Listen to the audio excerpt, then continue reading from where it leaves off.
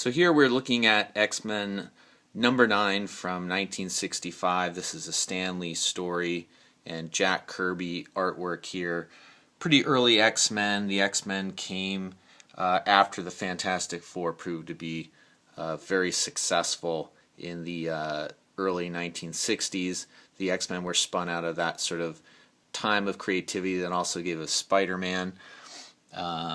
X-Men was also a very modern comic book in the way it depicted the personal lives of the superheroes, which was pretty innovative at that time, and also this pretty exciting artwork by Jack Kirby, full of action.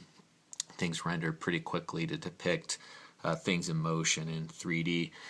Early on in the X-Men, Stan Lee was writing all the stories, probably through the middle of the 1960s, as was Jack Kirby, who was one of the top artists, if not the top artist at Marvel, and of all time, depicting the covers here, which makes these books particularly desirable and rare in this condition, being a very fine sort of near mint. You could tell the cover gloss is still there, the corners are sharp. All these books are graded and slabbed, recorded in a very nerdy census report where I can tell how many are in this condition that have survived and sort of what the relative values are and so on. Here's issue number 13. This is a Stan Lee story, of course, still pretty early in the X-Men. Where walks the Juggernaut? Again, this sort of 3D artwork that Jack Kirby was very well known for. Super cool. You can see the angel flying at you. And there's an appearance of the Human Torch, which was a character from the 1940s that stayed around in the Marvel Universe for quite a while.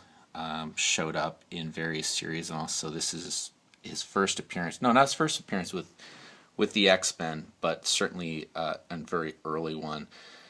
At this time, it's still Jack Kirby cover with Werner Roth artwork. All these guys are pretty seminal artists.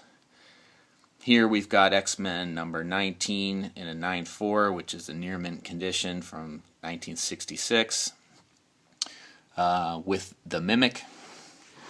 And then moving on here, we've already transitioned the X-Men over to another writer. This is Roy Thomas handling the story, and he handled the story on the X-Men after Stan Lee moved on to other projects. Stan Lee had his hands in all the Marvel characters and stories in that universe sort of early on, and then he transitioned it on to other writers that were in the stable there at Marvel in New York City. This is still a Kirby cover, but he collaborated with a couple other artists at that time, including Roth and Ayers. And this is a Lucifer, Blob, and Eunice appearance, sort of forgotten villains from the early X-Men universe in the 1960s. Moving on here, we've got issue number 21. Now we've transitioned over from the early Jack Kirby covers to the Werner Roth covers in the mid-1960s. Again, Roy Thomas story, 9.4 exceptional condition, which is really almost a condition you'd see the book if it came off the newsstand and you just put it away in your living room in the 1960s. Moving over here to issue 23, which is a Roy Thomas story again. Again, Werner Roth on the art. Dick Ayers on the cover and artwork.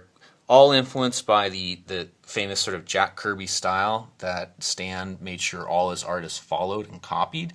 And he expressly said so. As you can see the action depicted in sort of a 3D type of rendering. Over here, X-Men 24. First appearance of Locust, if no one probably remembers who he was, sort of an early villain from that universe. A Roy Thomas story, Werner Roth and Dick Ayers on the cover art, which is pretty exceptional here. And over here, we've got X-Men number 25 from October 1966. Jack Kirby, interestingly, returns for the cover here, which is a beautiful cover here. Very interesting composition. And it could be because the X-Men was starting to enjoy some success at this time that Jack Kirby came back on to do some of the work in 9.4, which is, again, Very fine, near mint condition. Literally, if you pulled it off the newsstands in 1966, you might not get it in this condition. And then over here, we've got X-Men number 27 from December 1966.